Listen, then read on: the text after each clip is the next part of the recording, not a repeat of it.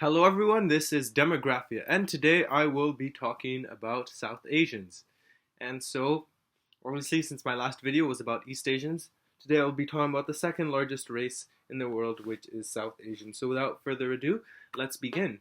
So South Asian people mainly live in, South Asia, with most living in Pakistan, India, Nepal, Bangladesh, Sri Lanka, as well as some further off places such as Oman, Yemen, Guyana, and Suriname. So how would you recognize one? Well, South Asian people in general are relatively tall. Their skin color ranges from light brown to dark brown. Their eyes are usually dark brown or dark. They generally have a relatively long skull with a long, narrow face and a well-developed forehead. They have dark brown or black hair, which can be straight or wavy. They have long, straight, and narrow noses, and they usually have a very light brown skin.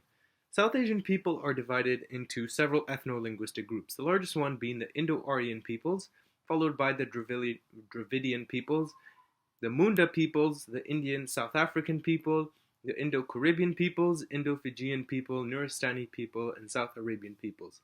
So in total, this brings us to around 1,590,000,000 South Asians.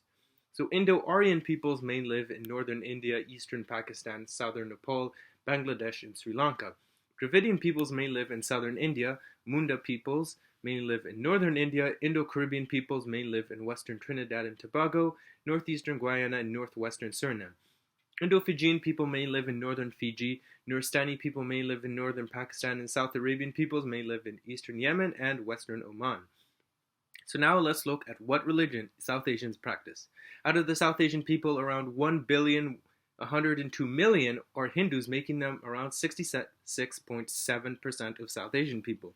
Around 498 million are Muslims, making them 28.7% of all South Asians, and around 27 million are Buddhists, making them 1.7% of all South Asian people. Around 23 million are Sikhs, making them 1.4%. Around 19 million are Christians, making them 1.2%. And around 5 million are Jains, making them just around 0.3% of South Asian people. Now, obviously, I'm not going to explain what Hinduism, Islam, Buddhism, and Christianity are, but in case you didn't know, Sikhs are people who believe in one God, who you should meditate on and worship, that all people are equal, that people should try to create social justice for the benefit of all people, be charitable, be honest, and be moral. Jains are people who, like many other South Asian religions, believe that life is a cycle of birth and rebirth, and that your ultimate goal is to free yourself from the cycle and be victorious, which 24 people, known as Tirthankaras, have already done. Now we'll look at the different South Asian ethno-linguistic groups. Indo-Aryan people are the largest South Asian ethno-linguistic group. There are around 1,335,000,000 Indo-Aryan peoples, and this means that they make up 83.9% of all South Asian people. Indo-Aryan people speak Indo-Aryan languages, which are a group of Indo-European languages, which are spoken, not surprisingly, in India and Europe, but also in Iran. To understand this, you need to know who Indo-European peoples are. Indo-European languages are the largest language family and are spoken natively by 3.2 billion people. The main theory about the origin of the Indo-Aryan peoples is that they were a group of Indo-European peoples. Indo-European peoples migrated out of Russia during the Indo-European migrations that started around 4000 BC. They then moved through Central Asia. There, the Indo-Aryan peoples split from the split from the Iranian peoples. Oh no, I got coronavirus. And this was between around 1800 BC and 1600 BC, before settling in northern South Asia, where they are the majority even today. However, there is another less popular theory that the Indo-Aryan peoples are natives to South Asia, and that the Indo-European languages originated there before spreading to the rest of Asia and Europe, starting around 5000 BC. However, the problem with this is that it is a pretty political and nationalistic theory to unite both Dravidian and Indo-Aryan peoples by saying they are both native to the region, and doesn't really have much proof. Out of the Indo-Aryan peoples, 59.5% are Hindus, 35.8% are Muslims, 2% are Buddhists, 1.7% are Sikhs, 0.7% are Christians, and 0.3% are Jains. So, the largest Indo-Aryan ethnic group are the Bengali people. There are around 260,700,000 Bengali people, which means that they are the third largest ethnic group on Earth.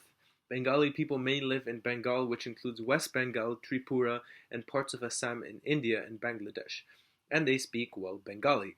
The second largest Indo-Aryan ethnic group are the Punjabi people. There are around 126,300,000 Punjabi people.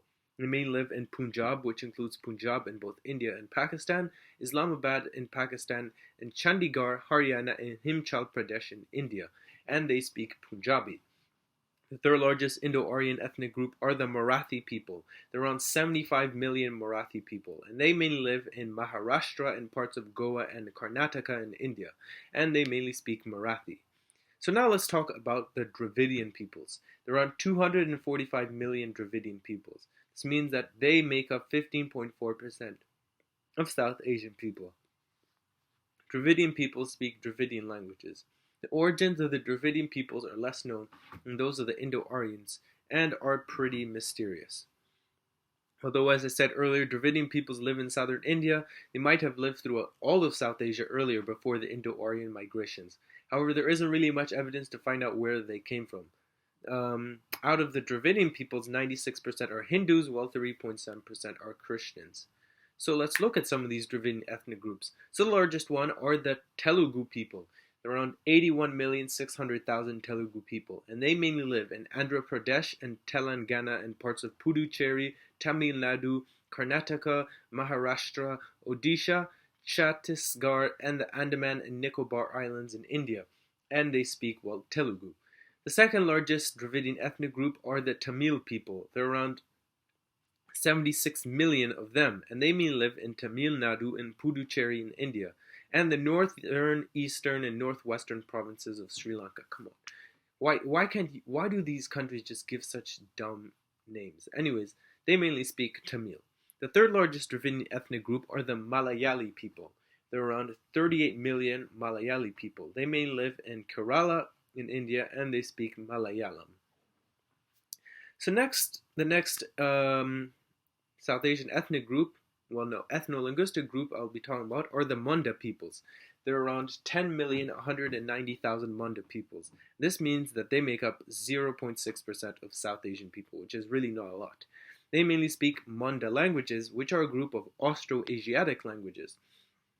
So to understand this, you need to understand who the Austroasiatic peoples are.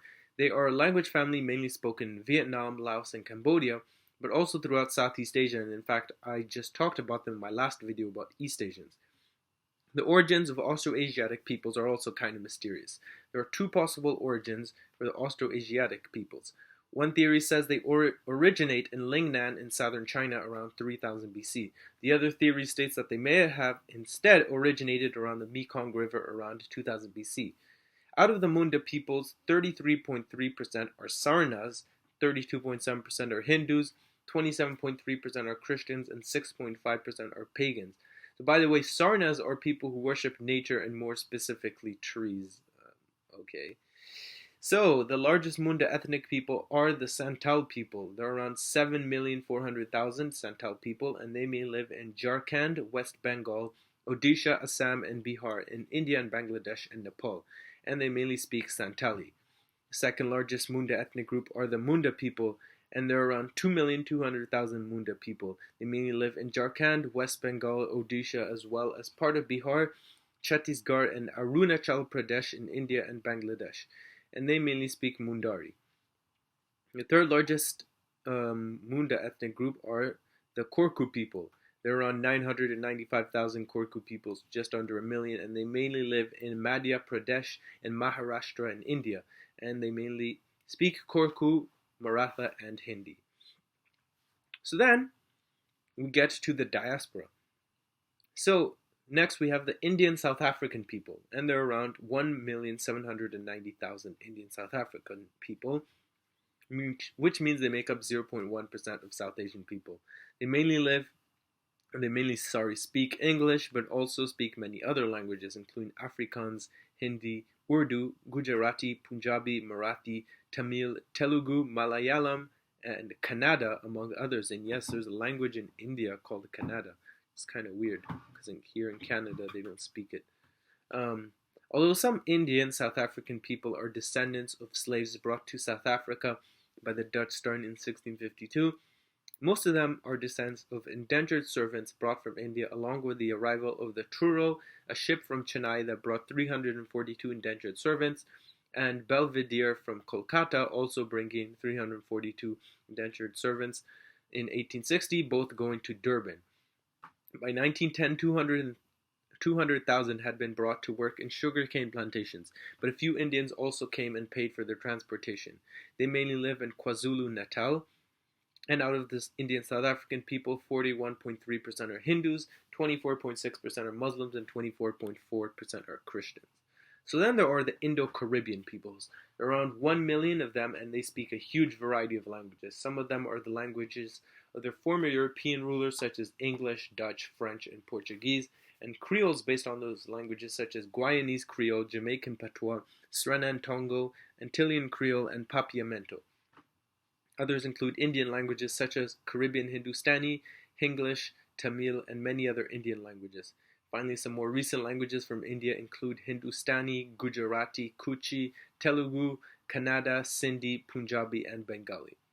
Just like Indian South African people, Indo-Caribbean peoples are descent from Indian indentured servants. Between 1838 and 1917, over 500,000 Indians were brought to work on sugarcane plantations in the Caribbean. The first two ships with these indentured servants, the Whitby and Hesperus, left Kolkata and arrived in Guyana. Soon many more arrived, but also in recent times some Indians have arrived as merchants as well. Out of the Indo-Caribbean peoples, 57% are Hindus, 23% are Christians, and 20% are Muslims. So the largest Indo-Caribbean ethnic group are the Indo-Trinidadian and Tobagonian peoples, and there are around 520,000 of them. Obviously, they mainly live in western Trinidad and Tobago, and they speak Caribbean Hindustani as well as Hinglish, which, by the way, as you can probably tell, is a mix of Hindi and English. So then there are the Indo-Guyanese people. There are around 315,000 Indo-Guyanese people, and they mainly live on the northeastern coast of Guyana. They speak English, Dutch, Guyanese Creole, Hinglish, Guyanese Hindustani, Tamil, and several other Indian languages. And then there are the Indo-Surinamese people. There are around 150,000 Indo-Surinamese people, and they mainly live well in the northwest coast of Suriname. And they speak Caribbean Hindustani, Bhojpuri, Sranan Tongo, Dutch, English, along with some other languages. Next we have the Indo-Fijian people. There are around 352,000 Indo-Fijian people, and they mainly speak Fiji Hindi, English, and Fijian, along with many other Indian languages. First Indian in Fiji was Peter Dillon, a seaman on a British ship that got shipwrecked on Fiji in 1813. However, as in the case of Indian South African people and Indo-Caribbean people, most are descendants of indentured servants brought by the British to work on sugarcane plantations. First ones arrived in 1879 at Levuka. 463 had left Kolkata earlier that year. Starting in the 1900s, some Indians also voluntarily immigrated as well. And Indo-Fijians mainly live in northern Fiji. Out of the Indo-Fijian people, 77% are Hindus, 16% are Muslims, 6% are Christians, and 1% are Sikhs. Then there are the Nuristani people.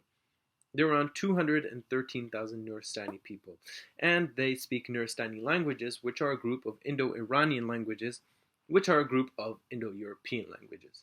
Origins of Indo-Iranian peoples are in the late 3rd millennium, and during the Indo-European migrations around 2000 BC, the Indo-Iranian peoples moved southeast into the eastern Middle East and northern South Asia. The origins of Nuristani peoples, meanwhile, is unknown. Nuristani peoples mainly live in Chitral, in Pakistan, and Nuristan in Afghanistan. And out of them, 98% are Muslims, 1% are Hindus, and 1% are Christians. And finally, there are the South Arabian people.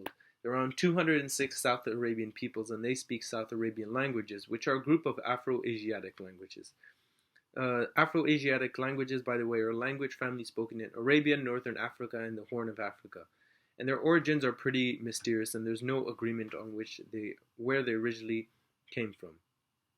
The only thing that we know is that they originated between around 16,000 BC and 7,500 BC. The largest South Arabian ethnic group are the Meri people, and there are around 135,000 of them.